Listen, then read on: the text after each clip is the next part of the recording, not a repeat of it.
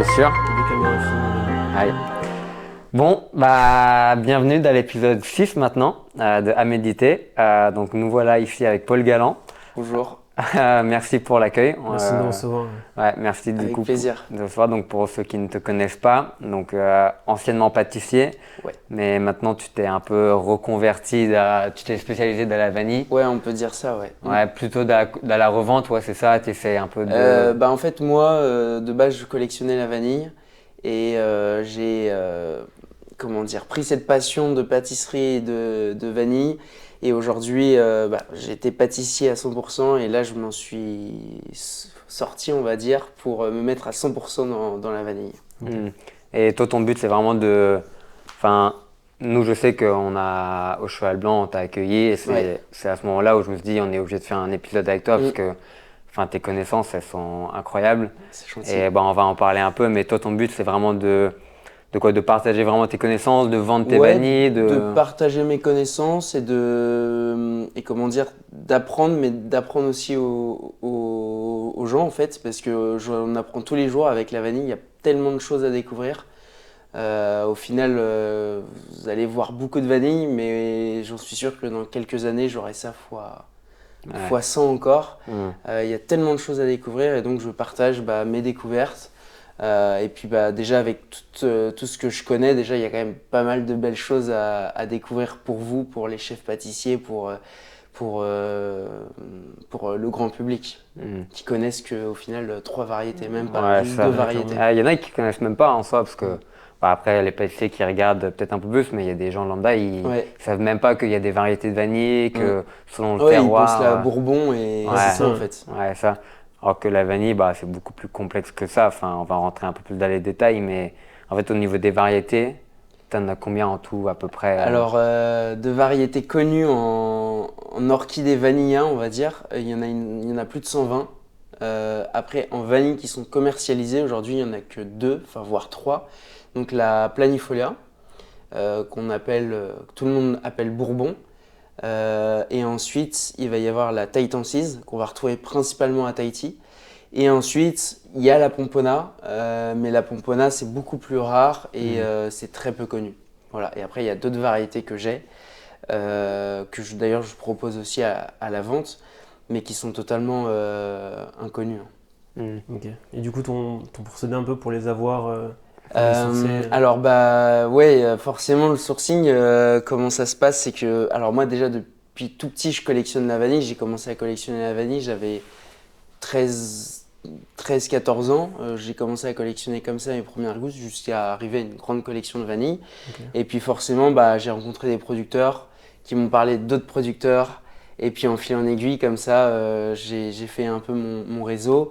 Et puis là, aujourd'hui, vu que je suis vraiment à 100% dans ça, je commence à voyager un peu partout. Donc forcément, avec les voyages, on découvre d'autres personnes, on découvre d'autres choses. Et donc, forcément, je construis comme ça au fur et à mesure. Ton carnet d'adresses, tu commences à prendre du bagage. Exactement. C'est marrant d'avoir commencé à collectionner les gousses de vanille. Tu étais déjà dans la pâtisserie En fait, moi, au tout début, donc comme vous, pâtissier, fait des gâteaux yaourt à la maison, des desserts tout simples. On connaît tous les gâteaux yaourt du dimanche. Ouais, voilà, c'est ça. Et en fait, je pense que c'est un peu à cause de ma grand-mère, parce qu'on a de la famille éloignée, mais à Tahiti. Et ma grand-mère avait toujours ses vanilles de Tahiti à la maison, c'est toujours ses riolets à la vanille de Tahiti et tout, incroyable. Et moi, j'ai tout de suite aimé la pâtisserie, faire des gâteaux avec elle ou même avec mes grands-parents du côté de ma mère qui étaient boulangers pâtissiers. Okay. Et puis du côté en fait de ma grand-mère côté Tahiti du coup, mon oncle était pâtissier sur Le Mans. On avait un salon de thé qui s'appelait Galland sur la place de la République au Mans. Et donc j'étais toujours un peu dans ce monde de la pâtisserie, voilà. Ça existe encore au Mans ou non ça... Non, il est à la retraite maintenant, il a vendu. Et mes parents sont pas du tout dans le monde de la gastronomie, mais par contre mon père lui collectionne le vin. Ah, okay. Ouais, il collectionne le vin, il est grande cave à vin. Des collectionneurs en fait. Et en plus de ça, ça c'est vrai que c'est une chance, mais depuis tout petit, mes parents ils m'ont toujours tout fait goûter. toujours obligé à goûter. Pas obligé, forcé à manger, mais toujours goûter. Même le vin, je sais pas, je sais pas, 7-6 ans, mon père, il était là, il me disait, tiens, sens et tout. Donc, je chantais le vin, je goûtais, je trempais mes lèvres dedans. Toujours comme ça à goûter. Donc, toujours dans son monde de la restauration. Enfin, dans ce côté, voilà. Et donc, forcément, la pâtisserie, c'était le truc que je voulais absolument faire. Donc, j'ai commencé au Mans, un CAP de boulanger, CAP pâtissier, que d'ailleurs j'ai fait chez mon oncle, CAP pâtissier. Je voulais absolument aller sur Paris, travailler chez des grands chefs comme Maxime Frédéric, comme Cédric Grolet ou même Conticini. Donc je suis allé sur Paris, j'ai fait ma mention complémentaire sur Paris. Malheureusement, je voulais absolument aller dans un palace, mais j'y suis pas arrivé. Donc j'ai travaillé enfin malheureusement en fait non, mais j'ai travaillé du coup dans une super pâtisserie boulangerie qui est malheureusement plus dans le 14e, mais avant elle était dans le 14e arrondissement, qui s'appelait Paris Panem. C'était vraiment top. Super chef boulanger, pâtissier, top. Et ensuite, je suis parti travailler donc, chez Conticini. J'y suis pas resté très longtemps parce qu'en fait, j'ai eu l'opportunité après d'aller chez Cédric Grolet, qui était un peu mon leader dans la pâtisserie. Comme pour beaucoup de gens, je pense. Je voulais absolument y travailler. Est-ce que tu avais quel âge à ce moment-là où j'ai intégré l'équipe de Cédric Grolet, je pense que c'était en 2023. Okay. 2023, j'y suis resté quasiment 3 ans, donc voilà. Et en parallèle, forcément, j'avais la vanille à côté où je collectionnais. Okay. Je montrais toutes mes gousses de vanille aux pâtissiers avec qui je travaillais. Ils étaient toujours hallucinés et tout. Ils se disaient, mais Paul, c'est incroyable. Voilà. Et puis j'ai aussi pas mal de producteurs au final qui m'ont dit, ah mais Paul, t'as une connaissance incroyable dans la vanille, même mieux que nous au final. Tu devrais faire ce que je fais aujourd'hui pour les mettre en valeur. Et puis aussi, je dépensais mes salaires dans la vanille juste pour avoir quelques gousses et les travailler chez moi, faire des tests et tout. Je dépensais mes salaires et donc je me suis dit, allez, je vais faire une page Instagram, un site internet et on va voir comment ça se passe. Et nous voilà aujourd'hui. Et en fait, ça a pris vachement d'ampleur. Et j'avais mon travail à côté au Meurice. Et en plus de ça, la partie vanille, en fait, j'arrivais plus à faire les deux. Donc je me suis dit, en fait, soit je fais à 100% la vanille, ou soit je fais à 100% la pâtisserie, mais je peux pas faire les deux, c'est pas possible. Je vais mal faire quelque chose. Et donc, je me suis dit, j'ai rien à perdre. Je vais faire une de mes plus grosses passions comme travail. Et donc voilà. En vrai, j'appelle ça un travail, mais pour moi, c'est même pas du travail, c'est un bonheur de faire ça, d'être le nez dans la vanille, tout le temps, les mains dans la vanille. C'est incroyable. Déjà avoir la passion un peu de la pâtisserie, mais en plus d'avoir encore une autre passion, mais qui est quand même liée à la pâtisserie. Totalement. Et de pouvoir se lancer dedans à 100%. Ouais, carrément. En plus de ça, même aujourd'hui, je fais plein de tests de pâtisserie, mais avec toutes ces vanilles. Parce que c'est vrai que là, j'ai tellement de variétés tellement différentes, qui ont des notes aromatiques tellement différentes de ce qu'on connaît. Donc en fait, y a besoin d'avoir cette technique pâtissière pour savoir les travailler, parce que il y a certaines vanilles, si je vous les donne comme ça, et démerdez-vous, c'est compliqué, quoi. Ou alors il faut faire plein de tests et tout, mais c'est du boulot, quoi. Toi, tu as l'expertise derrière de pouvoir non seulement conseiller, mais après accompagner les chefs exactement. auxquels tu et en plus, aujourd'hui, je fais aussi un peu de consulting un peu en pâtisserie autour de la vanille, justement des chefs qui veulent améliorer leur parfum vanille dans leur dessert, en plus en utilisant moins, enfin en optimisant le maximum de la vanille. Parce que c'est vrai qu'aujourd'hui, même sur l'utilisation vanille, on ne l'utilise pas forcément bien. Et vu que c'est un produit qui coûte cher, c'est un produit qui coûte cher, et c'est un produit aussi qui demande un travail tellement énorme des producteurs que ça se respecte. C'est même pas qu'une question financière, c'est aussi une question de respecter le produit qui est juste incroyable, et avec un travail de fou derrière. Vraiment, la vanille, c'est un travail de fou. Ouais, ça, as dû le voir quand tu as été sur place, Ouais, quoi. ouais, Enfin, bah tu complètement. as eu Ouais. la chance d'aller dans différents pays, Ouais, j'imagine, bah, voir vraiment les il y a producteurs. il y a différentes techniques. Il y a soit la culture où vraiment c'est adapté, une culture vraiment adaptée, c'est-à-dire un peu en style vignoble, quoi, avec les grandes allées de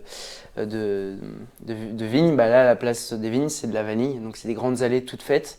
Donc ça, c'est plus facile déjà pour les producteurs de travailler comme ça, parce que Ouais. forcément, tout est aligné. Mais il y a d'autres producteurs où là, la vanille, ça pousse vraiment dans le milieu sauvage. Et souvent, c'est des collines, ça monte, ça descend. Il y a énormément de végétation, de ronces, enfin de plein de choses.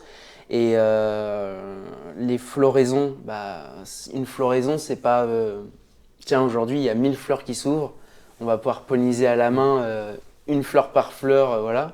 Sauf que non, c'est pas comme ça, c'est que la floraison apparaît que pendant 5-6 heures. Ensuite, la fleur va se refermer et tomber. Et en plus de ça, les fleurs ne s'ouvrent pas toutes en même temps. Donc c'est étalé sur plusieurs mois. Il va y avoir par exemple 10 fleurs par-ci, 20 fleurs par-là. Donc déjà, il faut tout faire à la main. Une fleur, c'est égal à une gousse de vanille. Il y a en général, je crois que c'est 50% de chances que la fleur soit bien pollinisée. Donc il faut polliniser énormément de fleurs. Et en plus de ça, il faut les trouver. Et dans les endroits où c'est vraiment C'est un dans peu la jungle, compliqué. il faut monter, descendre. D'y accéder. Il faut faire des heures et des heures d'aller. Bon, après, c'est vrai que les producteurs, eux, ils savent précisément, ils connaissent parfaitement Ouais. leur champ. Donc, en plus de ça, ils savent que tiens, ce bourgeon-là va s'ouvrir dans 3-4 jours. Donc, ça, ils savent à peu près. Mais c'est vrai que c'est un boulot monstrueux. Parce et on que s'en rend pour vraiment ceux pas qui ne compte. savent pas, en fait, c'est un orchidée. Ouais, c'est une orchidée. Une orchidée. Et après, il faut combien de temps, une fois avoir planté la graine, pour obtenir une fleur? Alors, en fait, les orchidées, donc c'est une liane. Déjà, si on part vraiment de zéro, il faut alors ça dépend, mais en minimum, il faut à peu près 4 ans pour avoir les premières floraisons. Une fois que la liane est assez vieille et qu'on a attendu ces 4 ans, la floraison, ça va arriver normalement en fonction des pays, forcément, c'est une fois par année. Alors, il y a des pays où la floraison, il y a pas de comment dire, d'année. C'est tous les jours, il y Ouais. a des floraisons. En fait, il n'y a pas de saison, en fait. Il n'y a pas de C'est saison. tout le Mais long de l'année. par exemple, sur Madagascar, il y a une saison. C'est en général, c'est vers juin jusqu'à juin, juillet, août jusqu'à septembre. Ça, la période de floraison et des récoltes aussi. Parce que faut attendre une année en fait pour pouvoir comment dire, récolter le fruit mûr. Ok. En fait, la planifolia, c'est à peu près 9 mois. Une fois après avoir pollinisé la fleur, il faut attendre 9 mois avant de les récolter, en fait, les cueillir. Ouais. Et après, il y a tout le process d'affinage qui est encore un autre travail. Et donc, une fois qu'il y a la fleur, en fait, tu disais, en fait, Bah, faut la polliniser à la main. Voilà, il y a c'est pas ça. de... Une fois qu'il y a la fleur, donc en fonction des pays, ouais, donc c'est soit une floraison sur l'année, soit 2 floraisons sur l'année, ou soit des floraisons un peu tous les jours, comme à Tahiti, où là, ils ont pas de saison, c'est tous les jours. Il y a des fleurs qui poussent. Mais sinon, une fois qu'il y a la fleur, donc il faut vraiment la polliniser à la main. Cette étape-là, c'est quand même une étape qui est super délicate parce que la fleur est très fragile. Il faut vraiment l'ouvrir. Il y a il y a une petite languette qu'il faut mettre en contact avec une autre petite languette. Donc c'est vraiment un travail hyper minutieux. Il faut le faire avec une petite aiguille. Ça prend du temps et en plus de ça, les fleurs, il faut s'imaginer que c'est dans un arbre, c'est très très haut. Ouais, donc Ok. il y a Des fois, ça peut endroits- monter en fait très très haut. Hein. Il y a certaines vanilles sauvages qui peuvent monter jusqu'à plus de 20 mètres de haut. Des fois, il faut carrément grimper dans l'arbre ou alors prendre une grande échelle. Bon, après, souvent, évidemment, les producteurs essayent à chaque fois de redescendre l'orchidée pour que ça arrive à peu près à leur hauteur, Ouais. pour pas que ce soit super Donc, compliqué. même si les vanilles sont sauvages, ils essaient un peu de... Ouais, des fois, oui, ils Ouais. essayent de. Même si elles sont dans des environnements vraiment très naturels, ils essayent à chaque fois de les remettre correctement pour pas que ça aille trop et que ce soit trop compliqué. Donc, ouais, une fois cette pollinisation faite, 9 mois. En fonction des variétés, ça peut être encore plus long. Il y a certaines variétés qui demandent d'attendre 2 ans avant de récolter le fruit mûr. Donc, c'est vraiment un boulot monstrueux. Et en plus de ça, c'est ce qu'on voit pas, c'est que les orchidées, il y a le réchauffement climatique. Donc tout ça impacte aussi la vanille parce que ça devient de plus en plus rare et de plus en plus difficile de faire de la vanille parce que justement ce réchauffement climatique fait qu'on a de moins en moins de floraisons qui apparaissent. Et il y a aussi tout ce qui est maladie du vanillé. Ça, on le voit pas, mais c'est très connu. Ouais. Toi, ça te fait pas peur de te lancer justement dans un business où, bah, je dis pas que c'est compromis l'avenir de la vanille, mais il y a quand même des contraintes, quoi. C'est vrai qu'il y a des contraintes. Après, c'est ça aussi qui fait ma force, je vais dire, c'est que je m'intéresse à toutes les vanilles du monde entier.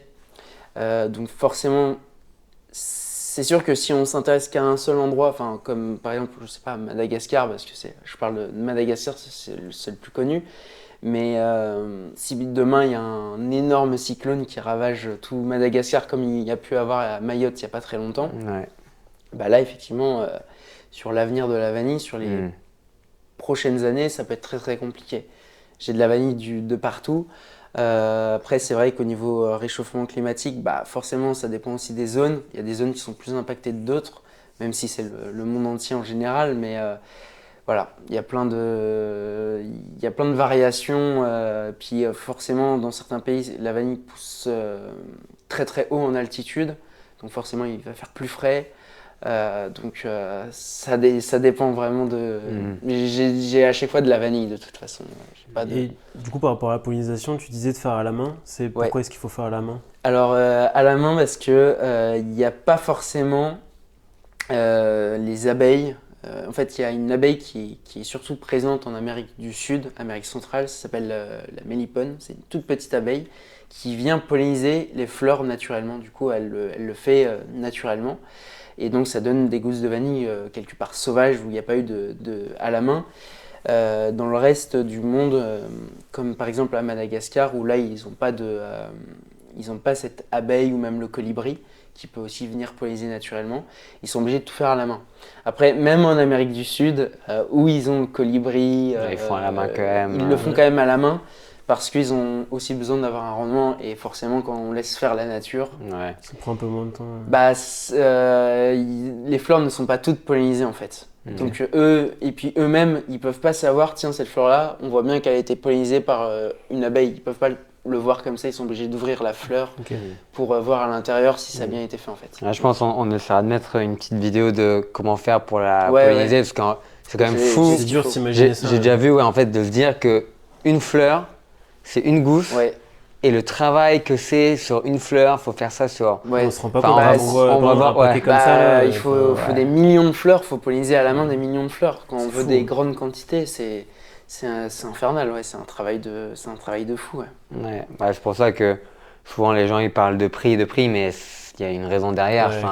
Toi, tu as été voir sur place, ça doit te faire rendre compte. Non, mais il y a des producteurs qui passent leur journée à entretenir leurs champs, à polliniser les fleurs. C'est vraiment très compliqué. Souvent, ils font ça tous en famille pour aller le plus vite possible parce qu'en plus de ça, c'est sur un court temps, un temps qui est vraiment court, donc il faut quand même se dépêcher. Souvent aussi, ils embauchent du monde. Mais malheureusement, des fois, ils n'ont pas forcément les moyens d'embaucher plein de monde, donc forcément, il y a de la perte. Après, des fois, c'est pas une mauvaise chose aussi qu'il y ait de la perte, que pas toutes les fleurs soient pollinisées, parce qu'en fait, plus on va polliniser de fleurs, plus on va quelque part fragiliser l'orchidée. Parce qu'en fait, plus on va le solliciter pour faire des gousses de vanille, moins il va être fort. Et souvent, moins les gousses vont être grandes. En fait, moins on va polliniser, plus les gousses vont être fortes.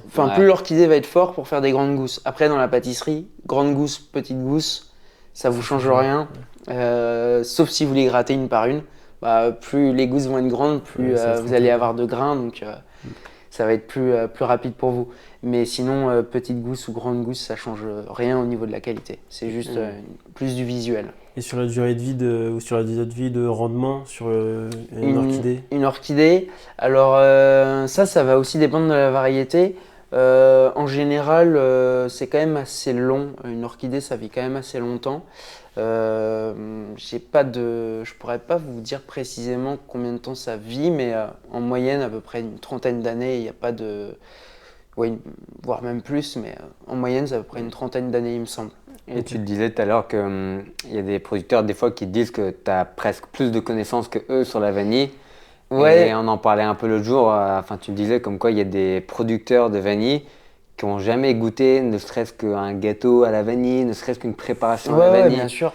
Ouais, non, bah, ils savent Ça pas paraît les, fou, ça. ils savent les préparer, ils savent les Ouais. faire, mais ils savent pas les utiliser. Et bien souvent, ils font même des erreurs sur leur, comment dire, par exemple, là en Colombie, je prends cet exemple-là parce que c'est le dernier exemple que j'ai. Le producteur était persuadé que c'était de la planifolia, la variété qu'il avait. Et déjà, quand il m'a envoyé les photos, j'ai bien vu que c'était pas de la planifolia. Et quand j'ai reçu les gousses de vanille, c'était pas du tout de la planifolia. Et pourtant, il était persuadé de ça. Donc il est commercialisé comme de la planifolia. Ouais, voilà, c'est ça. Mais au final, c'était une erreur parce que bah, ça n'en était pas. Donc j'ai fait plein de recherches, j'ai demandé aussi à des spécialistes, des collectionneurs d'orchidées au final, parce que bah, moi je collectionne la vanille, les gousses, mais il y a certaines personnes qui eux collectionnent les boutures des variétés. Donc eux ils connaissent très bien les fleurs, très bien la liane et tout ça, donc bah, je m'aide souvent comme ça. Parce qu'il y a aussi des producteurs qui ont des variétés de vanille qui eux ne savent même pas ce que c'est, ils savent même pas et moi non plus. Ok. Et donc, bah, après, je fais toutes mes recherches avec eux, avec bah, des botaniques, Ouah, botanistes, c'est pas botaniques, moi qui Ouais, vais te corriger en botaniques, je français.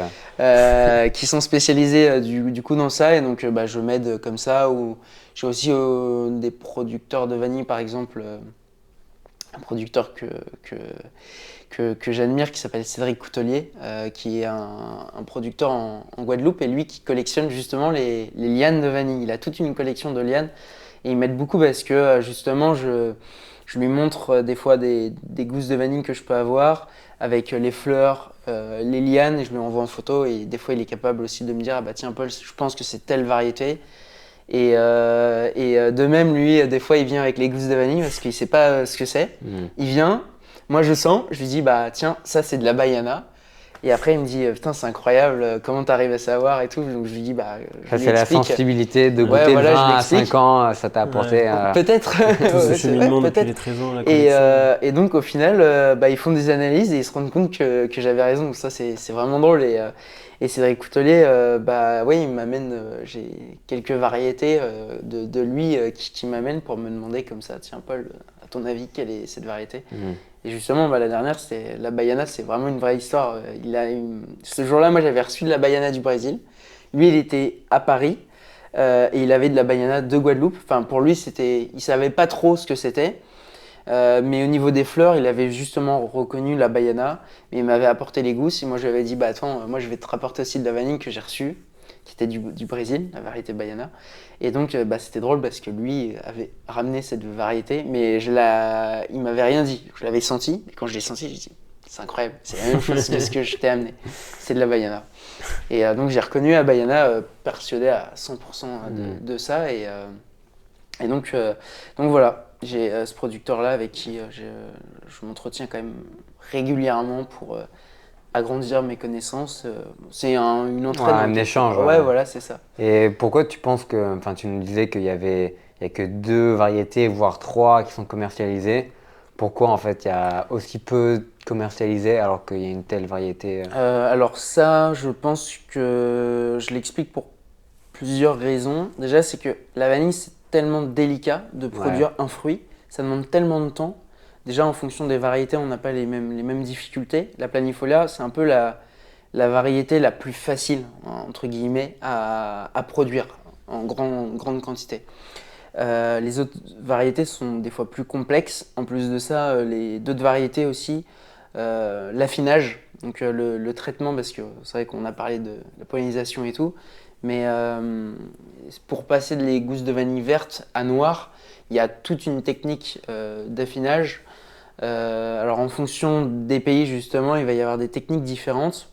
La plus connue, ça va être l'échaudage, qui est principalement utilisé à Madagascar, La Réunion. Ça consiste en fait à donc cueillir les vanilles mûres sur la liane et ensuite de les tremper dans de l'eau chaude pendant plusieurs minutes. Ça s'appelle l'échaudage. Et ensuite, il va y avoir l'étuvage. L'étuvage, donc en fait, c'est une fois d'avoir sorti ces gousses de vanille de l'eau, elles sont égouttées et ensuite mises dans des grandes malles très serrées contre elles, avec des couettes par-dessus pour en fait garder cette chaleur. Ça crée une fermentation. Et ensuite, après 48-72 heures de cette première fermentation, les gousses elles ressortent un peu marron, chocolat. Ouais, parce qu'elles sont vertes avant. Elles sont vertes. Ouais. Elles sont vertes avant. Et là, après cette Étape, ouais. étape, elles vont ressortir vraiment vertes, mais noir, comment dire, caramel, enfin très clair. Ouais. Et Elles sont c'est quoi très claires. c'est quoi le but de Et cette bah, fermentation? le but de cette fermentation, c'est de commencer les arômes de la vanille, de lui amener des arômes. Et aussi, ça lui permet comment dire, de la stabiliser, justement pour pas qu'elle pourrisse en fait. Et ensuite, après cette étape-là, il y a tout un séchage à l'ombre et au soleil pendant des mois et des mois. Très délicat parce qu'en fait, il ne faut pas brûler la vanille avec le soleil, il faut juste la sécher. Lui faire perdre son humidité pour concentrer en aromatique. Et donc, il y a vraiment un séchage, c'est plusieurs heures par jour, mais en général, c'est 1 à 3 heures maximum par jour au soleil. Et ensuite, il y a aussi un séchage à l'ombre, et ça pendant des mois et des mois, jusqu'à avoir le bon taux d'humidité. Et ensuite, une fois le bon taux d'humidité, généralement, elles vont être triées. En fonction de la taille, en fonction du taux d'humidité, en fonction de si elles sont fendues ou non. Et ensuite, ils font par exemple, Madagascar, ils vont faire des fagots comme ça. Et ensuite, ils vont les mettre dans des malles pour en fait faire l'affinage. Et l'affinage, ça c'est une étape qui est très importante, qui va encore développer les arômes. Et ça, pendant encore L'affinage, en général, c'est à peu près 1 an d'affinage pour avoir une gousse de vanille. Voilà. Après, ça peut être encore plus long, ça dépend ce qu'on veut en fait. L'affinage, ça c'est vraiment l'échaudage, toute cette technique que j'ai expliquée, c'est vraiment ce qui est le plus utilisé dans le monde. Après, il y a d'autres techniques, comme par exemple aux Antilles, où là ils vont scarifier les gousses de vanille vertes. En fait, une fois les gousses vertes récoltées, en fait, ils vont prendre une petite aiguille et en fait, ils vont les scarifier. Ce qui va permettre de faire rentrer l'oxygène à l'intérieur de la vanille et faire une fermentation différente. Et ça crée un affinage vraiment différent. Il n'y a pas d'échaudage en fait. C'est une technique différente. Et ça, il en existe plein comme ça. Et je pense que vraiment, en fonction des variétés, justement, il faut s'adapter à la variété. Parce qu'en fait, chaque vanille va avoir leur propre notes aromatiques, leurs propres molécules aromatiques, leur propre visuel, leur propre épaisseur. Donc forcément, tout ça, ça joue. Il y a vraiment une grande différence entre toutes ces variétés. Donc forcément, l'affinage, il faut s'adapter. Ouais. Faut s'adapter. Et même au niveau de la récolte, parce que ça, c'est quelque chose de logique, mais pas pour tout le monde des fois. C'est que le fruit, la vanille, il faut vraiment le récolter le plus mûr possible pour justement avoir ces arômes les plus puissants. Et souvent, les producteurs ont tendance justement à récolter trop tôt la vanille. Parce qu'ils veulent le meilleur rendement, parce qu'ils sont... manque de connaissances, Ouais. et ils veulent aussi le meilleur rendement, mais souvent c'est un manque de connaissances, de ce que je remarque. Parce que, par exemple, alors il y a certaines variétés. Bon, la planifolia, ça c'est quelque chose qui est pas connu, mais en fait elle va s'ouvrir à pleine maturité. Donc quand on va attendre vraiment très longtemps avant de les récolter, elle va commencer à jaunir et à noircir sur la liane. Et en fait quand elles noircissent, en fait elles vont s'ouvrir. Et en fait elles vont libérer leurs graines au final. Et donc ça, sur la planifolia, c'est vraiment un gage de qualité quelque part, parce que c'est que le fruit a été récolté très très mûr. Donc elles vont dégager des arômes très différents, justement parce qu'elles sont très très mûres. Donc si jamais on reçoit une gousse fendue, on sait que... Il y a plusieurs techniques justement pour savoir si c'est de la fondue naturelle ou si ça a été fondu par quelqu'un volontairement. Les petites techniques, déjà ça va être au niveau de l'arôme, mais bon, ça faut quand même Ouais, connaître. faut avoir un peu de Ça bagage. pratiquer, Ouais, c'est ça. Mais il y a aussi cette couleur caractéristique d'une vanille fondue, c'est qu'en fait elle tire vraiment vers le rouge. Le gras devient rouge, donc il suffit de mettre, de un peu la presser au niveau des graines. Si on voit que le gras tire vers le rouge, c'est que c'est de la vanille qui a été très très mûre. Voilà. Ok. C'est une petite. T'as quoi d'autre comme petit conseil pour reconnaître une gousse de bonne qualité Parce que même nous, en tant que pâtissier, je sais même pas si on saurait vraiment. Non. C'est à difficile. part l'odeur, qui est bien sûr. En vrai, c'est super difficile parce qu'aujourd'hui, on dit qu'une gousse de vanille, il faut que, par exemple, je vais prendre une vanille de. Celle-ci, c'est une vanille de Madagascar. Alors aujourd'hui, on va vous dire pour reconnaître une bonne gousse de vanille, il faut faire un nœud. Et si la gousse de vanille ne se casse pas, c'est que c'est de la super qualité. Ok. Ça, c'est. Alors, effectivement, ça peut être un gage de qualité, mais ça peut être tout le contraire, une très mauvaise vanille, même si on arrive à faire ce nœud, en fait. Une bonne vanille, en vrai, c'est super difficile pour déterminer la qualité, mais en fait, déjà, il ne faut pas qu'il y ait de moisissure, il faut qu'elle sente bon. Il ne faut pas qu'elle soit trop humide ni trop sèche. Ouais. Mais le fait qu'elle soit sèche, c'est pas forcément non plus un gage de mauvaise qualité. Parce que si on parle de vanilles qui datent, comme je peux avoir dans ma collection, de plus de. Qui ont quasiment mon âge, 25 ans, forcément avec le temps elles vont sécher, mais elles vont se concentrer en arôme, elles vont perdre de leur humidité, de leur eau, mais elles vont se concentrer en arôme et ça va être hyper intéressant à utiliser en pâtisserie. C'est juste qu'elles vont être toutes sèches, mais ça va être super intéressant.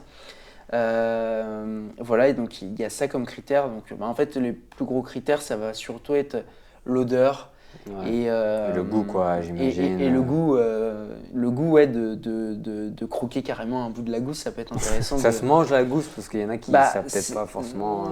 Alors oui, on peut la manger, c'est pas très agréable, surtout sur de la planifolia qui est très filandreuse. Après, il y a d'autres variétés qui sont hyper intéressantes justement à croquer comme ça. Ah, parce que c'est un. En fait, est-ce que c'est pas considéré comme un fruit? Si, c'est un fruit. Si, c'est un fruit. En fait, tout ce qui vient d'une fleur est un fruit. Donc, la vanille, c'est considéré comme une épice, mais avant tout, c'est un fruit. Ouais. Et qu'est-ce qu'il y a d'autre comme critère de qualité? Justement, sur la planifolia, quand elle cristallise, comme là. Donc, en fait, ça, c'est trop beau. Donc ça, en fait, c'est de la cristallisation de vanilline. Donc, en fait, la vanilline, c'est un composé aromatique que contient la planifolia. C'est ce goût vanille en fait typique qu'on connaît tous.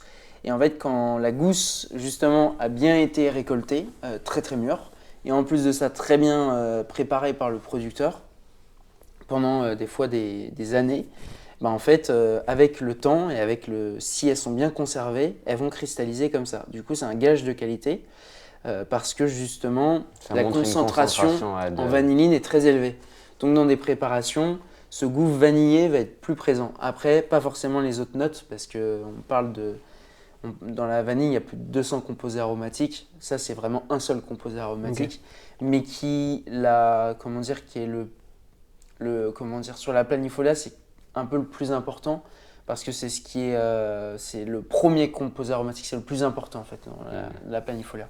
Donc, si on voit de la cristallisation, c'est un gage de qualité, parce que aussi c'est preuve cette vanille-là, par exemple, j'achète de la vanille du monde entier. Moi, quand j'ai de la vanille givrée, cristallisée, je sais que je n'aurai jamais de souci de conservation avec cette vanille parce que la vanilline, c'est un antiseptique et ça empêche justement d'avoir des moisissures ou même des moisissures. Ouais. Donc, en achetant de la vanille cristallisée, je sais qu'il n'y aura pas de problème. Et la vanille cristallisée, du coup, c'est plus une vanille de collection? Ou est-ce que tu as des personnes qui t'en achètent pour les utiliser dans la pâtisserie? Non, bien sûr. Il y a des pâtissiers qui recherchent cette vanille cristallisée parce que déjà, c'est très joli, c'est vendeur. Mais aussi pour avoir justement cette qualité recherchée. Vanille de collection, oui, ça peut être une vanille de collection, mais aussi une vanille non cristallisée. Parce que ça, c'est mon travail, c'est justement de sélectionner toutes les meilleures vanilles du monde. C'est pas pour ça qu'elles ne sont pas cristallisées, qu'elles ne sont pas bonnes, au contraire. Elles sont hyper intéressantes aussi, même si elles ne sont pas cristallisées. C'est juste qu'il faut, avec mon nez, justement, en sentant, en voyant le visuel, je sais que c'est des vanilles, par exemple, vous les mettez dans un pot en verre, température ambiante, à l'abri de la lumière, vous pouvez les garder toute votre vie sans problème. Je sais que je peux mettre ma main à couper et que vous n'aurez pas une seule moisissure sur ces vanilles-là. Après, si on fait n'importe quoi avec, en mettant de l'eau ou en mettant de la chaleur et ensuite de refaire descendre la température, bon, là par contre, il peut y avoir des moisissures. Mais si elles sont bien conservées, toutes les vanilles, même des vanilles qui ne contiennent pas forcément de la vanilline, comme les pomponas, qui en contiennent quasiment pas, il y a certaines exceptions, mais elles en contiennent quasiment pas, mais il y a d'autres molécules aromatiques qui sont hyper intéressantes et très différentes de la planifolia. Et donc, elles cristallisent pas forcément. Le taux de vanille est très très bas. Donc voilà. Et pour parler un peu du coup de ton offre, de ton site internet, du coup c'est quoi un peu ce que tu proposes comme type de vanille? En fait, je propose toutes les vanilles que je vends aux professionnels. Je les vends aussi sur mon site pour le particulier. Donc on peut acheter une gousse de vanille, 10 gousses. Et donc j'ai toute variété et toute origine qui sont pas forcément commercialisées dans le monde et qu'on connaît vraiment pas du tout. Aujourd'hui, comme je disais, la planifolia Tahitiensis, ça c'est ce qu'on connaît. Donc celles-ci, je les ai sur mon site internet.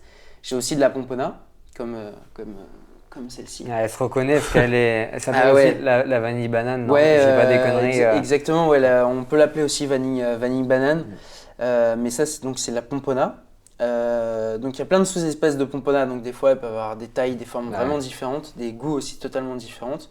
Mais après il y a d'autres espèces, là elles sont encore moins connues, je les ai pas là, mais la cribiana, la baiana, la chamissonis, et même d'autres variétés qui sont du coup hybrides, comme la Tsitetra ou d'autres variétés qui sont vraiment hybrides. Tu pourrais inventer des noms là, on saurait même pas, parce que c'est des trucs que même nous en tant que pâtissier, on n'a jamais entendu parler des variétés. Et après j'ai d'autres variétés que je vais amener encore sur mon site internet, qui devrait pas tarder à arriver.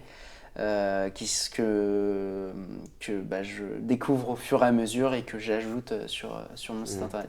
En fait, c'est le site internet que j'aurais adoré découvrir quand j'étais plus jeune, en fait. Parce que je recherchais justement ça. Moi, quand j'étais plus jeune, je cherchais justement où me procurer toutes ces variétés de vanille super rares. Et en fait, je fais ce que j'aurais aimé retrouver quand j'étais petit.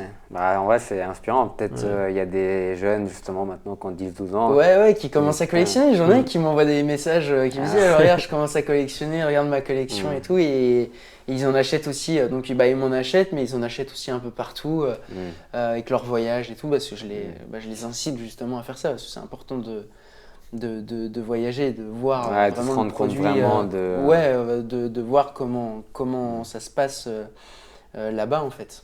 Et pour parler des voyages, un peu du sourcing et tout, comment est-ce que tu vas trouver un producteur en particulier, par exemple en Tanzanie ou... Parce que tu dis que des fois ils sont dans la jungle presque. Ouais, complètement. J'imagine, tu peux aller envoyer un message sur Instagram en mode... Non. Alors des fois, il y a quand même pas mal de producteurs qui commencent à avoir Instagram et tout et qui commencent à faire des réseaux sociaux autour de la vanille. Donc des fois, je me fais contacter par certains producteurs justement sur Instagram. Donc ça, c'est plutôt facile, quoi, c'est comme ça.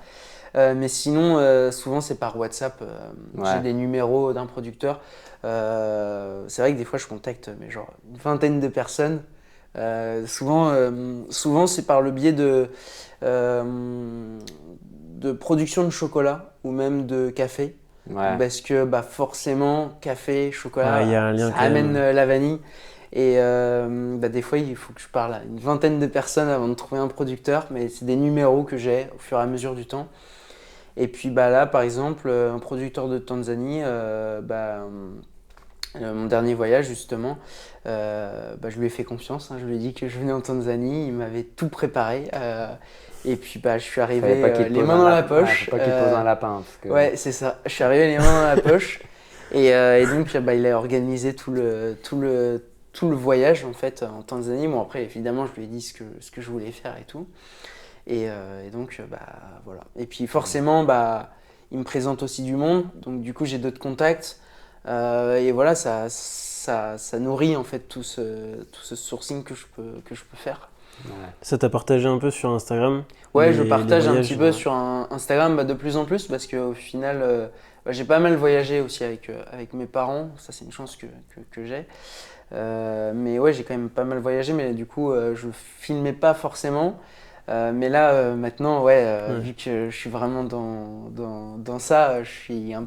Et puis c'est comme vous dites, c'est tellement incroyable de découvrir ça. J'ai pas envie de garder ça Ouais, pour clairement. moi et de le faire partager et de mettre aussi en admiration, enfin, comment dire, de Mettre en mettre en lumière. lumière des producteurs et cultivateurs qui font tout le travail en fait. Moi, je fais du travail aussi de mon côté, mais le plus gros du travail, il est fait là-bas. Parce que même pour nous, c'est ultra intéressant parce qu'on se rend pas compte quand on ouvre le sachet, tout le travail qu'il y Ouais, a bien derrière. sûr. Bah, Et de le mettre en lumière comme ça, c'est nous, ça. c'est. Puis vu que la vanille c'est tellement loin, même en tant que pâtissier, on utilise tous les jours de la vanille, mais on connaît pas forcément comment c'est fait et qui y a derrière ces vanilles. Donc c'est vrai que c'est important de voyager. Et là, tu es un peu au début quand même on va dire, de ta société, Je suis j'imagine. carrément au début, ouais. Ça fait même pas un an. En fait, ma collection, je l'ai depuis toujours. Ma passion pour la vanille, je l'ai un peu depuis toujours. Mais comment dire, de vivre de la vanille, de voyager autant, non, je suis vraiment au début, ouais. J'ai plein de choses à découvrir, j'ai plein de choses à faire découvrir aussi. Je suis qu'au tout début, ouais. Ouais, et j'imagine le fait d'être pâtissier avant, ça t'a un peu ouvert les portes pour tes premiers clients, non? Enfin, je sais pas comment ça s'est fait au début, Pas comment t'as eu forcément. le... Non, pas forcément. J'ai pas eu forcément de contact de pâtissier où tiens, je me suis dit ah je le connais donc voilà. Ça s'est fait vraiment naturellement avec mes connaissances et puis avec ma collection où j'ai commencé à partager. Bah, forcément, j'ai des amis aussi qui m'ont partagé, qui étaient pâtissiers. Mais tout ça, ça va vite. Ouais. En vrai, le monde de la restauration, c'est un petit milieu. J'ai un des chefs qui m'a fait très vite confiance et qui m'a contacté très vite, c'est Maxence Barbeau au Shangri-La.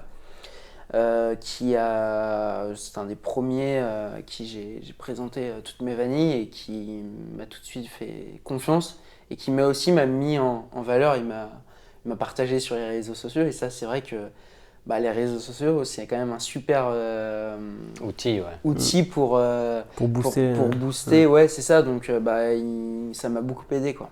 Donc voilà. Ah, Et maintenant, tu travailles beaucoup plus, De chef, ouais. de chef Alors, sur j'ai pas non Paris, plus mais ailleurs énormément de aussi. chefs, mais Ouais. ouais, je travaille pas avec beaucoup de monde, mais avec de relations de très belles confiance. personnes, ouais, super chefs. J'ai Maxence Barbeau, j'ai Tarek Amanda au Café d'Enrock, Ouais. un peu le Georges V aussi. Le Bristol, non, je travaille qu'avec des grandes maisons. C'est J'ai belles aussi adresses. le Mirazur à Menton, Ah oui. 3 étoiles Michelin. Non, j'ai des belles. J'ai Pic aussi, Anne-Sophie Pic à Ah ouais. Valence. Ouais, non, j'ai des chefs qui utilisent mes vanilles non, et puis haut de Des gamme, grands noms, quoi. ouais, J'en ai clairement. pas beaucoup, mais C'est une fierté de travailler pour eux. c'est super cool, ouais. Et après, je sais pas si tu veux revenir sur autre chose, mais on a toujours la petite question un peu qu'on pose à tous nos invités. Ok. Après, peut-être que ça sera différent pour toi parce que Ouais. tu es quand même très tôt dans ta carrière et tu commences à peine ta société. Mais Ouais. si tu devais dire une personne, ça peut être un professionnel ou non, qui t'a vraiment marqué dans ton parcours pour l'instant, qui est-ce que ça serait Pour la vanille et la pâtisserie? Ouais, une Dans personne ta- de chaque si jamais. ouais. Ce qui m'a quand même marqué, ce qui m'a le plus marqué au niveau de la pâtisserie, c'était quand même à mon expérience au Meurice et chez Cédric Grolet. Avec toute l'équipe de Cédric Grolet, ça m'a quand même bien marqué, ça m'a quand même bien forgé, on va dire, et j'ai beaucoup appris. Ça a aussi développé encore plus mon intérêt pour la vanille, parce qu'on utilisait quand même beaucoup de vanille. Tout ça, ça a encore plus. Ça a cultivé ton Ouais, envie voilà, de... c'est ça. Après, pour le côté vanille, j'ai pas vraiment de mentor, on va dire, de personne où je me dis waouh, Il n'y a pas incroyable. énormément de gens qui ont fait ça avant toi. Ouais, non, il y en a quasiment pas. Il y en a quasiment pas. Il y a quelques sites internet en Amérique, mais c'est pas énorme. Après, j'ai des producteurs que j'admire quand même, comme je disais, Cédric Coutelier. en Guadeloupe, qui tient toute une association qui fait beaucoup de choses sur les vanilles françaises. Ouais, voilà, tout ce groupe-là, c'est quand même quelque chose que j'admire. Mais sinon, c'est quand même pas comme la pâtisserie où vraiment le Meurice, l'équipe, ça m'a fait quand même un gros. T'as gardé des contacts quand même avec. Ouais, complètement. Ouais, bah, je parle de l'équipe, mais je parle de François Deshaies, de Yoann Caron, même des sous-chefs Vincent, Geoffrey. Enfin, tout ça, c'est des personnes hyper importantes pour moi qui m'ont construit au final parce que je suis pas arrivé là d'un coup comme ça. Donc voilà. Ok, bon, très bien. Maintenant, on va parler un peu plus des vanilles. Ouais, on va faire une petite visite de la collection, histoire de montrer un peu. Avec plaisir. Parce que même nous, pâtissiers, ça nous impressionne. Alors je pense que pour des gens qui ont juste l'habitude de voir les gousses, comme tu dis, Bourbon, dans le rayon du magasin. Même moi, d'avoir étalé un peu tout ce que j'ai, je me dis, je commence vraiment à avoir beaucoup. Et ça fait qu'un an, donc dans 10 ans, on va voir. La collection, ça fait depuis longtemps. Mais sinon, oui, de commercialiser et d'être encore plus à fond dedans, oui, ça fait qu'un an, Ok. J'en aurai encore plus dans quelques années, c'est sûr. Il faudra qu'on revienne alors. Ouais, c'est sûr. En tout cas, ça fait trop plaisir de discuter avec toi. Ça se voit que t'es passionné, t'as le sourire depuis tout à l'heure et tout. C'est ouf en réalité. Le décontelant sur un truc, t'en parles comme si ça se voit que c'est toi qui produisais les vanilles toi-même. C'est vrai que c'est un travail incroyable, mais même moi, ça se voit pas trop, mais je cherche les meilleures qualités. Je trie énormément aussi de mon côté. Donc ça, c'est un travail que je fais. Et ce que je veux, moi, c'est la personne qui achète sur mon site internet ou même le professionnel qui achète, c'est d'avoir la meilleure vanille au possible, quoi. Genre une vanille qu'on peut collectionner comme ce que je fais en fait. C'est vraiment l'objectif en fait. Après, j'espère personne n'a de problème de moisissure ou quoi que ce soit, mais si ça arrive, il faut me contacter. Mais ça peut arriver parce que c'est un produit qui est naturel et c'est un travail qui est fait par des humains et moi, même si j'ai un bon petit nez, je peux faire des erreurs. L'erreur est humaine.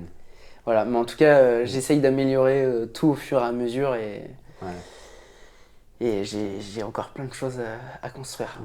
Trop bien. En tout cas, pour ceux qui nous écoutent, on vous invite à aller voir le compte Instagram parce que c'est ultra intéressant. Site, on voit le t-shirt très corporate. Galant vanille. On peut pas se tromper, là, c'est bon. Ok, bon, on va voir les vanilles. Allez, c'est parti. On va regarder. Top.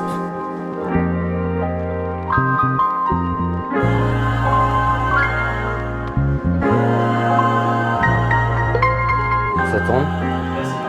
Ok, bon, là on est devant ta collection du coup. Ouais, exactement. J'imagine qu'il y a encore d'autres après, mais là on a déjà une belle gamme de vanille. Exactement. Je sais pas si tu veux un peu nous expliquer certaines variétés, un peu les origines, Bien sûr. Alors, donc là il y a un peu de toute variété. Il va y avoir la planifolia, il va y avoir la Tahitensise, il va y avoir la Pompona, ensuite il va y avoir la Cribiana. On repart dans les noms. Ouais, voilà, c'est ça. La Cribiana, d'ailleurs, qui est juste ici. C'est des toutes petites gousses comme ça qui sont très grasses, très huileuses. Celles-ci sont fendues parce que, justement, du coup, elles ont été récoltées très très mûres. On peut voir tout cet intérieur, tous les grains de vanille. Surtout que ça, c'est vraiment des vanilles qui sont très très chargées en grains de vanille. La Cribiana, c'est une variété qui est sauvage du Guatemala, qui pousse naturellement et d'ailleurs qui a été utilisé il y a très très longtemps par les Mayas. Donc Cribiana, il va y avoir la Baiana, qui fait des gousses en fait qui sont très rouges. Bon, celle-ci c'est une très grosse Baiana. On dirait presque une écorce d'arbre quasiment. Et ça pareil, c'est des vanilles qui sont hyper chargées en grains de vanille, on pourrait croire qu'on en a rajouté tellement il y en a.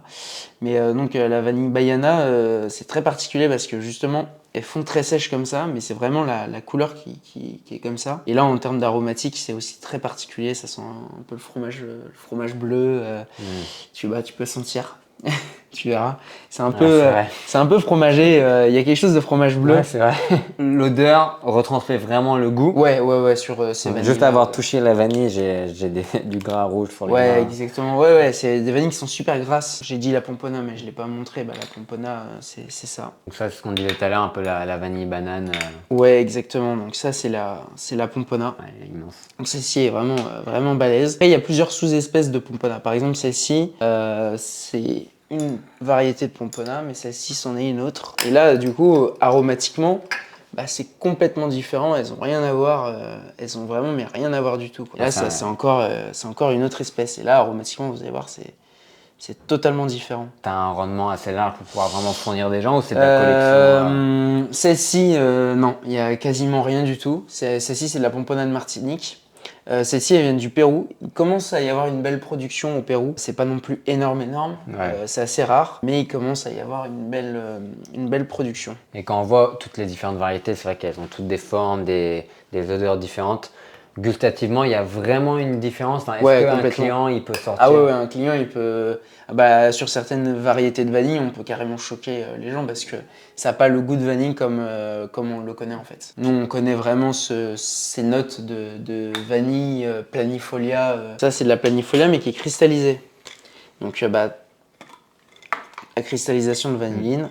Ah, donc, c'est Comme ce je que vous l'ai tu dit. montrais tout à l'heure.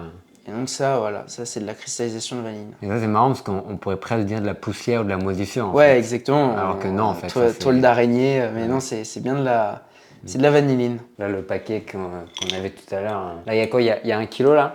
Ouais, je pense qu'il y a un kilo, ouais. Ça sent bon. Et quand tu vas présenter tes vanilles à un client, est-ce que tu sélectionnes par Alors, rapport à lui ce qu'il veut ou est-ce que tu as une présélection que tu dis ah Non, bah, celui-là j'ai une présélection. Ça, c'est vraiment ce que j'ai dans ma collection. Donc là, il y a vraiment de tout. Des vanilles de toutes les origines, de plusieurs variétés. Mais sinon, de ce que je propose, bah, c'est ce qu'il y a actuellement sur mon site internet. Il y a à peu près une trentaine de vanilles différentes. Là, je sais pas combien j'en ai, mais j'en ai beaucoup. J'en ai plus d'une centaine, je pense. Ouais, je disais facilement. Autre variété qui est la Chamisonis, qui vient du Brésil, qui est une espèce de vanille qui est très très rare et qui des plus grosses gousses de vanille du monde. Et l'aromatique aussi est hyper intéressant. Au niveau de l'odeur, c'est extraordinaire. C'est des vanilles qui sont très complexes aromatiquement. Ça coûte cher une gousse comme ça ou... Ouais, ça coûte cher, surtout que c'est des vanilles qui sont très très rares, que j'ai moi en toute petite quantité, surtout que la Chamisonis, il faut 2 ans pour récolter le fruit mûr. Donc finalement, en fait, pour avoir une vanille comme ça, c'est presque 4 ans, quoi. Ah ouais. C'est un travail monstrueux. Après la pollinisation. Ouais, c'est ça. Ans. Ah ouais, après la pollinisation. Donc c'est si on prend tout de A à Z, oui, ça se trouve, c'est 5 ans pour avoir une gousse de vanille, quoi.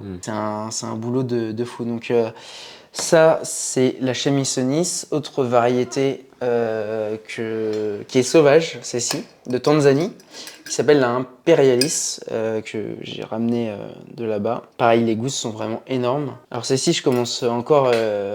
celle-ci, comment dire, elle est encore en cours d'affinage. Celle-ci est finie parce qu'elle est plus petite. Comment tu reconnais, par exemple, là, comment tu sais que celle-là, elle est en cours d'affinage et celle-là, il lui manque encore... Celle-ci, elle est encore très fraîche, très humide. Celle-ci, au niveau visuel, on peut voir qu'elle est quand même bien plus séchée. Elle a quand même bien perdu de son humidité. Celle-ci, pour moi, est bonne. Elle va être stable, j'espère. Donc là, c'est depuis hier que j'ai commencé à la conserver. Donc de base, elles étaient vertes. Cette variété-là est inconnue. Au niveau utilisation pâtissière, ils disent qu'elle n'a pas d'arôme en fait. C'est ce qui est dit en fait. Et moi, ce que je constate pour le moment, c'est qu'au contraire, c'est une vanille qui peut être super intéressante. Parce que là, aromatiquement, c'est intéressant. Et on peut voir, il y a une cristallisation qui commence à arriver. Sur le bout, on peut voir que ça commence à briller. Donc ça, je pense que c'est une cristallisation de courmarine et pas de vanilline. Et courmarine, c'est quoi? La courmarine, c'est ce qui est présent dans la fève de tonka, en principe. Comme la vanilline, on peut la retrouver aussi dans d'autres... fruits ou d'autres... Ouais, voilà, c'est ça. Mais la courmarine, c'est ce qui est présent dans la fève de tonka. Et aromatiquement, c'est très différent. Entre la courmarine et la vanilline, c'est vraiment 2 choses complètement différentes. Ah, donc justement, ça peut être intéressant parce que au-delà du goût de vanille, ça peut apporter bien autre sûr. chose encore. Exactement. Souvent, la courmarine, c'est une note qui est... Alors déjà, c'est très amer. Et en plus de ça, la courmarine, ça a des goûts un petit peu vanillés aussi, mais plus tabac. Voilà, c'est plus ces notes-là qui ressortent.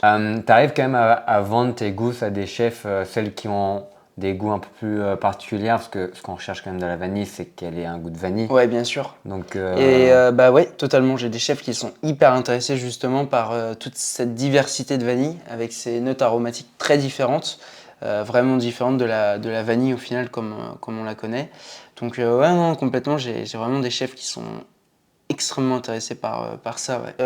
Autre variété du coup qui vient de Colombie, justement, qui a été confondue par la planifolia, qui s'appelle la Sotonarensis, qui est une vanille du coup qui est sauvage de Colombie. C'est des petites gousses comme ça. On peut voir aussi qu'il y a de la cristallisation sur ces gousses. Et là, c'est quoi quand tu l'as vu qui t'a fait dire ah non, ça c'est pas une planifolia? Déjà, c'est au niveau du visuel. Elles sont quand même très différentes, malgré qu'elles ressemblent un peu à une planifolia au niveau de la forme de la gousse, mais elles sont quand même beaucoup plus larges. Le bas de la gousse est très pointu. Et en plus de ça, le producteur, je lui ai demandé de m'envoyer les photos des vanilles vertes. Déjà, le fruit vert est très différent, beaucoup plus cylindrique. Et en plus de ça, elle est indéhiscente. Donc, c'est-à-dire que la planifolia va s'ouvrir à pleine maturité. Celle-ci ne va pas s'ouvrir en fait. Elle peut rester noire sur la liane sans s'ouvrir. C'est ça qui m'a vraiment fait dire que c'était pas de la planifolia. Et a priori, parce que en fait, la Tahitensis, c'est donc une variété hybride. Il y a eu des années de recherche justement sur la Tahitensis pour savoir avec quelle variété elle a été hybridée. Et a priori, ce serait celle-ci.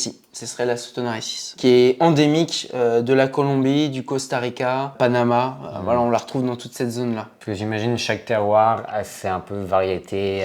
Ouais, chaque alors plus grosse diversité de vanille qu'il va y avoir, c'est quand même souvent au niveau de l'Amérique du Sud, Amérique centrale. Tu te perds pas au niveau des variétés, au niveau des origines avec le temps? Non. Il y a plus de 100 vanilles, tu les connais par cœur toutes? Ouais, je les connais par cœur, j'ai pas de difficulté à les... Bon, après, il y en a quand même quelques-unes qui sont étiquetées, heureusement, la plupart. Au niveau de l'odeur, l'aspect, je les reconnais comme ça. Et est-ce qu'avec une même vanille, une même plante, une même vanille, une même récolte, selon l'affinage, on peut obtenir des goûts, des arômes différents? Totalement. En fonction en fait des années de récolte, on va avoir vraiment des notes aromatiques très différentes parce que forcément il y a la météo. Ouais. Mais il y a aussi la main du producteur. Et la main du producteur, c'est hyper important parce qu'on va avoir des notes totalement différentes. C'est un peu comme le vin, tu vas avoir des millésimes qui sont meilleurs que d'autres, des années. Exactement. La vanille. Alors, t'as pas de mauvaises années pour la vanille comme pour le vin où il y a vraiment de mauvaises années. Sur la vanille, climatiquement, il y a des meilleures années au niveau des saisons de récolte. Après, c'est surtout un travail du producteur et de récolter le fruit très mûr pour avoir une super qualité. Donc, ça dépend quand même pas mal du producteur, mais un peu comme dans le vin, mais quand même, c'est quand même différent. Et là, sur toute ta collection, j'imagine que tu dois avoir une grande palette de variétés de prix aussi. Ça va de quel prix à quel prix? Ça va de 200 € le kilo jusqu'à 2000 € le kilo. Ouais. Ça va être la rareté, ça va être le terroir aussi, parce que forcément, les coûts de la vie sont pas les mêmes partout. En Polynésie française, le coût de la vie est très cher. Là, celle-là, on voit qu'elle est quasiment, elle est totalement fondue. Ouais, totalement fondue. Cristallisée à toute cristallisée. l'intérieur. C'est aussi une pompona. C'est une autre sous-espèce différente de celle-ci. En fait, elle est cristallisée à l'intérieur parce que elle s'est ouverte parce qu'elle était très très mûre. Alors celle-ci, c'est un peu une exception des pomponas parce que c'est de la cristallisation de vanilline. Souvent les pomponas cristallisent plutôt en cristallisation de courmarine comme je vais avoir là. Ça c'est vraiment de la cristallisation de vanilline. A priori, il faudrait les faire analyser précisément. Comment tu le sais ça? Il faut les faire analyser dans des laboratoires. Le problème c'est qu'ils demandent des quantités quand même importantes. Une gousse comme ça, ils peuvent pas l'analyser parfaitement. Donc c'est compliqué. Mais déjà, gustativement, de goûter, ça goûte vanilline en fait. Ça n'a pas goût de courmarine. Contrairement à ces pomponas là, où là, ça c'est de la cristallisation de courmarine. Et là, on pourrait croire que c'est vraiment de la moisissure. On dirait vraiment. Et en fait, ça, si je vous fais goûter, ça va être très amer par exemple. Si j'arrive un peu à prendre la pince. Je pense que déjà ça va piquer un peu. Ah ouais. Ça pique, c'est amer. Direct amer. J'ai jamais goûté de la vanille comme ça, tu grattes la peau et imagine tu nous as fait goûter juste une vanille moisie. On n'en saurait rien, on serait là, ouais super bon. Mais c'est vrai que c'est super amer. Mais par exemple, si je vous fais goûter de la cristallisation de vanilline pour le coup, je vais pas prendre celle dans le tube là, parce que celle-ci j'en ai qu'une seule. Trop collector. La vanilline, c'est vraiment ce goût vanillé qu'on connaît tous. La courmarine, c'est plus particulier parce que ça a quand même une amertume très présente. Mais c'est des notes un peu tabac, un peu... Le goût, il me revient en bouche, il reste... c'est puissant, c'est un peu tabac, un peu tonka forcément. Parce que tonka, j'allais dire tonka, très c'est tonka. ça. Deux molécules aromatiques très différentes en fait. Et ces deux-là peuvent cristalliser. De vanille qui vient de Madagascar, on peut voir, est bien cristallisé aussi. Donc ça, c'est cristallisation de vanilline. Ouais, cristallisation de vanilline. Vous allez voir, d'abord ça va piquer. Et ensuite, il va y avoir ce goût vanille qui va arriver dans la bouche. Ça va piquer. Et après, il va y avoir le goût vanille qui va arriver. D'abord, ça pique. Ouais, ça pique. Et après, il y a le goût vanille qui arrive. Ouais, ça arrive après, C'est marrant que ça pique comme ça au début. Alors que quand on fait des infusions de vanille ou quoi, on sent jamais ce goût. Il faudrait croquer la gousse comme ça pour le sentir un petit peu. Après, là, on parle de teneurs en vanille qui sont quand même très élevées. Donc forcément, ça se sent. Je sais pas si tu l'as ici, mais je sais que la dernière fois, tu nous avais montré une vanille bretonne. Ouais, je sais pas si tu l'as ici, Ouais, je l'ai. Parce que justement, on parle de tous ces pays d'outre-mer où le climat n'est pas du tout comme en France. Ouais. J'imagine parce qu'en France, on a les conditions pour... Après, c'est une vanille qui est là, qui est sous serre du coup. Mais voilà, vanille bretonne. Full cristallisé d'ailleurs. Tu sais, c'est vers où il y a plusieurs producteurs ou non, il y en a qu'un? Il y a plusieurs producteurs. Après, ils réunissent. C'est une coopérative, donc ils réunissent tout pour faire l'affinage. Et à Côte d'Armor, c'était des anciennes serres à tomates qui étaient plus adaptées. Et donc, ils ont décidé de mettre de la vanille. Et c'est un projet ça fait maintenant 6 ans, il me semble, qu'ils sont sur le dossier vanille. Ça, c'est leur deuxième récolte. Moi, je suis breton, donc. Même forcément. Si j'imagine que. On n'est pas encore au max au niveau de la qualité et tout. Franchement, c'est impressionnant ce qu'ils arrivent à faire. Au niveau qualité, c'est vraiment impressionnant. Après, ce sera jamais comme une vanille qui est dans son climat naturel. Mais c'est hyper intéressant, surtout qu'ils sont vraiment très spécialistes. Celle-ci, elle est plutôt impressionnante visuellement, je vais vous la montrer parce que c'est quand même impressionnant. C'est un hybride qui vient de Madagascar. Énorme. La taille de mon avant-bras. Ouais, c'est ça. Quand on voit les recettes sur Marmiton et qu'il y a écrit mettez une gousse, faut faire attention à la taille de la gousse. C'est ça. Quand même, parce que ça doit être satisfaisant pour toi parce que tu dois pas toujours, j'imagine, les sortir. Je les sors, non pas tous les jours, ça c'est sûr. Mais souvent je mets le nez dedans, une fois par mois. Je déballe tout et je m'amuse à tout ressentir. C'est intéressant parce que en fait, déjà j'apprends ces vanilles-là, toutes ces notes qu'elles peuvent avoir. Et en plus de ça, avec le temps, au niveau de la conservation, la vanille elle va se bonifier et en fait ça va amener des notes aromatiques différentes en fonction du temps en fait. Là par exemple la plus vieille vanille que j'ai, j'en ai une qui est vraiment très très vieille, qui est d'Amazonie. 2012 c'est année de récolte. Année de récolte de la vanille verte. Et donc par exemple on peut voir qu'elle est cristallisée. Forcément elle va être plus sèche. Celle-ci ça fait déjà un bon moment que je l'ai. Et j'imagine les gousses comme ça c'est pas des vanilles qu'on pourrait t'acheter.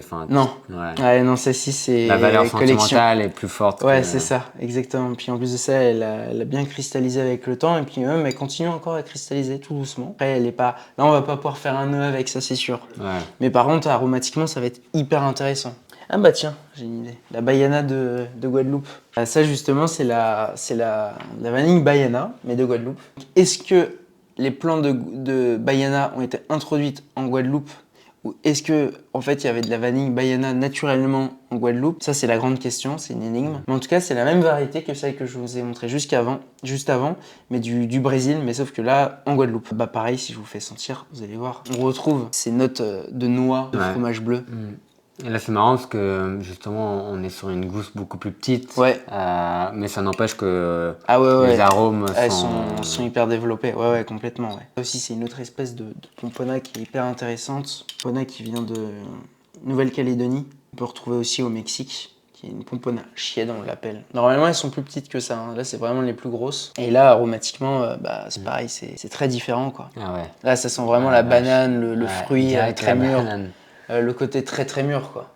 Même si je vous fais sentir plusieurs planifolias différentes, en fonction des techniques d'affinage, en fonction de, par exemple celle-ci c'est une planifolia mais fraîche. Donc là la technique d'affinage va vraiment être différente. Et là on peut voir, elle a presque la taille d'une vanille verte au final. Elle rend presque, on dirait, de l'eau un peu. Ouais, c'est ça, ouais, c'est de l'humidité, ouais. Ça, en fait, c'est une vanille fraîche. Pour arriver à ça, il faut une autre technique d'affinage, en fait. Là, au niveau de l'arôme, ça va un peu vous faire rappeler la vanille bleue. Tout ça, c'est des vanilles qui sont phénoliques.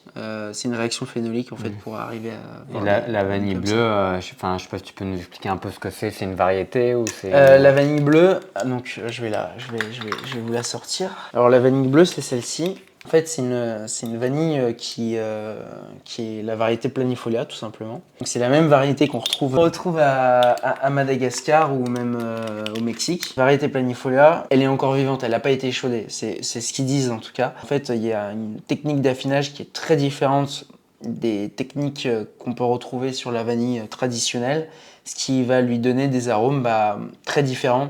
Et ça crée des fermentations en fait, différentes. La vanilline se transforme en guayacol. Enfin, il y a toute une réaction phénolique en fait, qui se crée et qui va donner ces notes très particulières de la vanille bleue qui peuvent être très intéressants à utiliser. Ouais, donc c'est marrant, c'est ce qu'on disait un peu tout à l'heure. En fait, c'est juste une planifolia. Ouais. Donc une planifolia qu'on peut trouver à 100, Partout, 150 euros au kilo. C'est ça. La manière dont on l'a affinée. C'est en ça. fait, maintenant, ça c'est quoi? C'est après 1200 euros ouais, c'est ça. kilo, c'est ça. La vanille bleue, c'est pas donné. Après, à La Réunion, déjà de base, les vanilles de La Réunion, c'est des vanilles qui sont pas données. Ouais, qui sont pas données. Tout ce qui est de toute façon les dom-toms français, c'est souvent des vanilles qui sont très très coûteuses. Ça, pareil, ça c'est une variété de vanille. Je sais pas ce que c'est. Même le producteur ne sait pas ce que c'est. Ça ressemble un peu à la Baiana. C'est des petites gousses comme ça qui sont ça peut ressembler aussi à de la planifolia, mais c'est quand même bien différent de la planifolia. C'est des petites gousses comme ça, qui sont plutôt courtes, mais plutôt épaisses. Et voilà, elles sont vraiment différentes de la... Et pour l'instant, le nom de l'espèce est encore inconnu. Donc la vanille, il y a encore des secrets que tu connais pas. Ouais, j'en suis sûr, il y a même des variétés de vanille qui n'ont même pas été découvertes et qui restent à découvrir, j'en suis sûr. Et aromatiquement hyper intéressant. Ouais, c'est super bon. Là, tu les mets tous en tube comme ça, en verre hermétique. C'est quoi la meilleure manière de conserver justement une gousse ça va être comme ça, température ambiante, à l'abri de la lumière et éviter les écarts de température. Ça, c'est vraiment le top du top pour la conservation et bien conserver la vanille, on peut la conserver pendant toute une vie sans souci. Elle va sécher avec le temps, mais c'est pas du tout grave et au contraire. Ça perdra pas en qualité organoleptique? Pas du tout. Une bonne vanille bien conservée, ça peut être hyper intéressant à utiliser même après 10 ans, même après 20 ans. Alors moi, ce que je préfère, c'est les variétés. C'est pas les origines différentes, parce que de la planifolia de différentes origines, là j'en ai plusieurs. Je vais avoir vraiment de tous les terroirs, jusqu'à même Taïwan. C'est pas des terroirs qui sont très connus pour la vanille, mais le plus important pour moi, c'est vraiment les variétés, d'avoir le plus de variétés possible. Et c'est ce qui me fascine le plus. Cette variété-là, la Imperialis, avant d'aller en Tanzanie, je la connaissais pas. Je les ai récoltées, on les a récoltées, elles étaient vertes. Je savais pas les notes aromatiques qu'elles allaient dégager avec le temps. Et avec l'affinage que je fais ici chez moi, j'arrive à avoir des notes aromatiques ultra intéressantes. Et même, j'en suis sûr, super intéressant dans la pâtisserie à voir avec le temps. Et à voir en l'analysant, justement, pour voir les composés aromatiques. Mais ça, c'est des vanilles qui sont censées pas être aromatiques, si on écoute les manuels. Mais de ce que je vois, c'est que pour le moment, en tout cas, ça part vraiment plutôt bien. Il y a une aromatique vraiment très, très puissante. Moi, j'ai une dernière petite question pour toi. On a parlé un peu des personnes un peu qui t'ont marqué, mais si tu devais choisir une vanille, une variété, une gousse, tu dois trancher. Tu peux pas me dire elles sont toutes bien. Si tu devais en choisir une. Franchement, c'est trop dur. Franchement, c'est trop dur.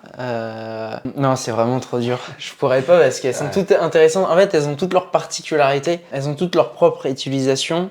Après, La Chamisonis, c'est pas parce que déjà visuellement elle est hyper impressionnante, c'est que gustativement elle est ultra intéressante. Vraiment ultra intéressante, très très bonne. Mais je pourrais pas en choisir qu'une. C'est trop dur. Mais la Chamisonis, elle a quelque chose de hyper intéressante. Est-ce qu'il y a des goûts que tu rêverais d'essayer genre en pâtisserie, mais que tu le fais pas parce que tu préfères l'avoir dans ta collection? Cette variété impérialiste, j'en ai que 2 gousses. Donc là, pour l'instant, elles sont en cours d'affinage, mais elles sont dans ma collection. Celles-ci, je vais devoir les utiliser pour faire des tests. Mais il faudra faire péter le champagne le jour où tu vas... Ça va me faire mal de les utiliser, ça c'est sûr. Ok, bon, c'est trop cool. Merci encore, honnêtement, c'est hyper intéressant, je pense. On pourrait passer des jours. C'est ça. Parce voir là, autant de variétés, autant de différentes gousses. C'est une chance, tu vois. Et, j'espère qu'on pourra retranscrire ça à travers les vidéos pour montrer plus de gens possible, parce que je pense que le nombre de gens qui se rendent pas compte que la vanille, c'est plus que juste la bourbon, comme tu disais.